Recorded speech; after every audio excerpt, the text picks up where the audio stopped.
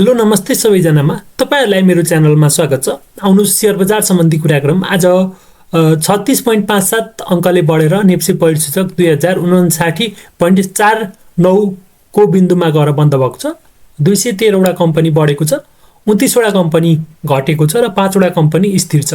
कारोबारको कुरा गर्नु पर्दाखेरि 4 अर्ब 67 करोड 52 लाख बराबरको कारोबार भएको छ। आज सबै इन्डेक्सहरु बढेको छ, म्युचुअल फन्ड बाहेक अरु सबै इन्डेक्सहरु बढेको छ र धेरै कम्पनीले चाहिँ सकारात्मक सर्किट हानेको छ। टिभिसिएल, एमइएल ले बढेर सकारात्मक सर्किटको लेभल चाहिँ माथि बस्न सफल भएको छ। मुक्तिनाथ कृषि कम्पनी, सिंगटी हाइड्रो अनि त्यसपछि हिमालयन रिइन्स्योरेन्स, आज हिमालयन रिइन्स्योरेन्सको कारोबार भएको छ। 340.10 मा चाहिँ कारोबार भएको छ। यसमा चाहिँ 30,866 वटा ट्रान्ज्याक्सन भएको छ, ट्रेड भएको छ र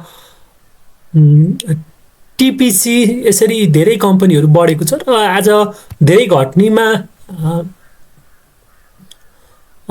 घट्नीमा आज नारायणी डेभलपमेन्ट बैंक परेको छ।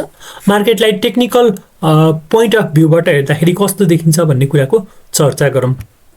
टेक्निकल पोइन्ट अफ भ्यूबाट कुरा गर्नु पर्दाखेरि मार्केट आज 2030 कै लेभलबाट 30 को लेभलबाट अलिकति तल आएको थियो र यसरी यहाँबाट माथि फर्कन सफल भएको छ र मार्केट अलिकति सकारात्मक माहौलमा आइपुगेको छ। 2040 को बिन्दु भन्दा माथि बस्न सफल भएको छ, जसलाई चाहिँ हामी सकारात्मक रूपमा चाहिँ लिन सकिन्छ र मार्केटमा आशा गरौँ अब भोलि पनि यहीँबाट मार्केट बढेर जाओस् र 2200 को लेभललाई चाहिँ ब्रेक गरोस् भन्ने हाम्रो चाहना छ। यहीँबाट मार्केट फर्क्यो भने अलिकति आज मान्छेलाई चाहिँ किन्ने मौका चाहिँ गुम्यो कि भन्ने जस्तो लाग्न सक्छ र मार्केटमा हामी आज आशावादी, भोलि पनि हामी आशावादी छौँ। यसरी अब मार्केट बढ्न सक्छ र घटिहाल्यो भने पनि यो लेभलतिरै अलिकति रहन सक्ने हुँदाखेरि आत्तिनुपर्ने स्थिति छैन। मार्केट एकदमै राम्रो कन्डिसनमा छ र मार्केटलाई अब केही इन्डिकेटरहरु लगाएर हेरौँ, इन्डिकेटरले चाहिँ मार्केटलाई के संकेत गर्छ भन्ने कुरा हामी हेरिहालौँ। सुरुमा बुलिङ्गर ब्यान्ड लगाए, बुलिङ्गर ब्यान्ड लगाएर हेर्दाखेरि यो मिडल ब्यान्डबाट मार्केट माथितर्फ फर्केको छ र माथिल्लो अप्पर ब्यान्ड अलिकति तलतिर झुकाव गरेको हुँदाखेरि मार्केट चाहिँ माथि चाहिँ जानको लागि यो अप्पर ब्यान्ड पनि अलिकति माथितर्फै लाग्नुपर्ने हुन्छ र मार्केट मिडल ब्यान्डबाट फर्केको छ। यो एकदमै राम्रो कुरा हो र मार्केटमा हामी पोजिटिभ हुन सकिन्छ। त्यस्तै आरएसआई को कुरा गरौँ। आरएसआई पनि अलिकति फर्केको छ, अब 58 बाट मास्तिर लागेको छ, ट्रेडिङ जोनतिर लाग्दैछ। त्यो भएर यसमा पनि कुनै डाउट छैन, मार्केट माथि चाहिँ जान्छ। त्यस्तै एमएसिडी हेरौँ। एमएसिडी हेर्दाखेरि म्याग्डीले के भन्छ भन्दाखेरि म्याग्डीमा अलिकति क्रसओभर आएको छ। क्रसओभर आउँदाखेरि आज चाहिँ अलिकति फिका कलरको हिस्टोग्राम बनेको छ नेगेटिभ साइडमा। यो नेगेटिभ साइडमा चाहिँ अलिकति फिक्का कलरको बने तापनि मार्केटमा राम्रै सिनेरियो छ। अब मार्केट माथि फर्कन सक्ने सम्भावना चाहिँ ज्यादा छ र हिस्टोग्रामहरु पनि माथि बन्ने छ। यसरी फेरि यो म्याग्डी लाइनले सिग्नल लाइनलाई चाहिँ फेरि क्रसओभर गरेर यसरी जान सक्ने सम्भावना चाहिँ ज्यादा हुन्छ। यसरी मार्केट गयो भने मार्केटमा चाहिँ राम्रो माहौल र यहाँ चाहिँ ग्रीन क्यान्डलहरु मास्तिर हिस्टोग्रामको पोजिटिभ एरियामा चाहिँ बन्न सक्छ। मार्केटमा यसले सेल सिग्नल दिइराखे तापनि मार्केट चाहिँ फर्किन सक्ने अवस्थामा चाहिँ छ र मार्केट राम्रो कन्डिसनमा छ। त्यसपछि हामी इचिमोको क्लाउड लगाम। इचिमोको क्लाउडले पनि के भन्छ भन्ने कुरो हेरौँ। इचिमोको क्लाउडले पनि मार्केट माथि चाहिँ छ, राम्रै ठाउँमा छ भन्ने कुरा चाहिँ देखिएको छ। आज धेरै जसो कम्पनीहरुमा सकारात्मक सर्किट लागेको छ र आज हाइड्रो पावर सेक्टरको कम्पनीहरुमा ज्यादा चाहिँ बिक्री र खरिद भएको थियो। हामीले हिजो पनि कुरा गरेका थियौँ। हाइड्रो पावर सेक्टरमा अलिकति राम्रो माहौल बनिसकेको छ, अलिकति माथि पनि गइसकेको छ। त्यो भएर किन्नको लागि चाहिँ अलिकति विचार गर्नुपर्ने हुन्छ।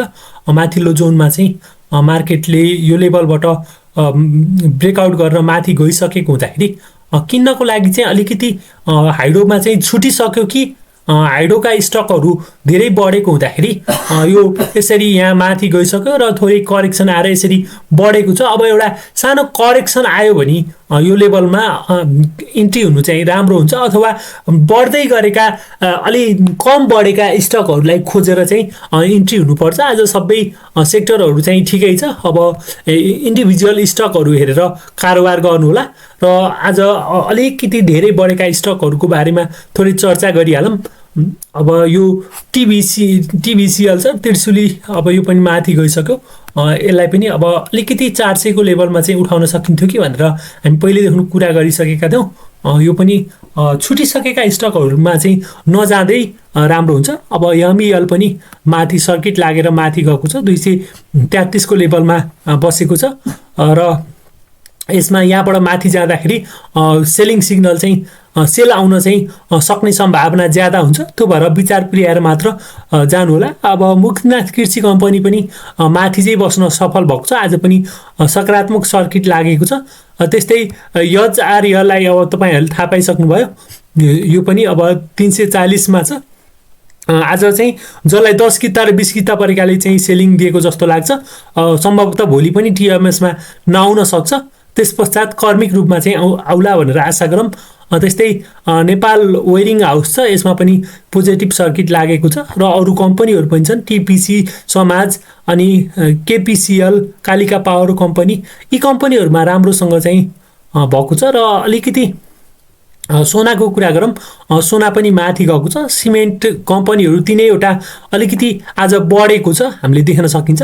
अब यी स्टकहरूलाई चाहिँ एउटा करेक्सन आएपछि मात्र उठाउने हो कि त्यसपछि मात्र यसमा चाहिँ ट्रेड गर्ने हो कि अब यसमा एउटा करेक्सन आएपछि, अलि एउटा राम्रो करेक्सन आएपछि यो लेभलमा यदि स्टकहरू बढ्ने जस्तो भयो भने त्यो बेलामा चाहिँ इन्ट्री हुँदाखेरि राम्रो हुन्छ जस्तो लाग्छ।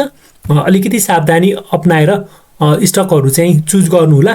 अनि त्यस्तै शिवम छ, शिवम पनि हल्का माथि जाँदैछ।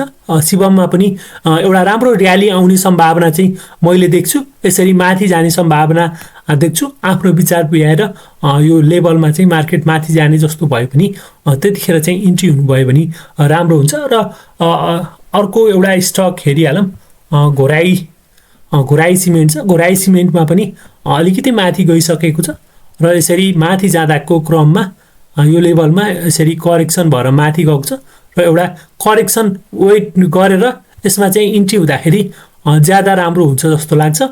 तपाईहरूलाई मेरो भिडियो अन्तिमसम्म हेर्नुभएकोमा धेरै धेरै धन्यवाद छ। हामी साँझको लाइभमा पनि जोडिनेछौँ र मार्केटलाई चाहिँ नियालिराख्नेछौँ। र तपाईँहरू नयाँ हुनुहुन्छ भने हाम्रो च्यानलमा सब्सक्राइब गर्नुहोला, हाम्रो फेसबुक र युट्युब च्यानलमा दुईटैमा जोडिनु होला भन्दै आजको यो भिडियोबाट बिदा हुन्छु। हस्त, धन्यवाद।